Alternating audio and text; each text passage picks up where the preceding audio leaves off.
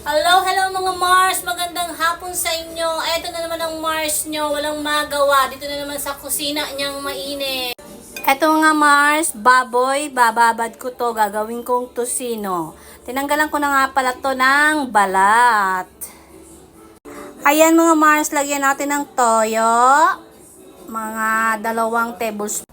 Ketchup, 2 tablespoon din. Lemon. Tapos bawang, lagyan natin ng salt. Sa panglasa nyo lang. Paminta, sa panglasa nyo lang din.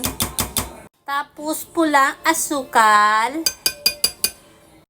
Tapos ayan, i-mix na natin. Siyempre malinis po yung kamay ko. Mekos-mekos na po yan. So, eto na mga Mars, nakababad na at ilagay natin yan sa tub at ilagay natin sa freezer, pwede yan pang matagalan.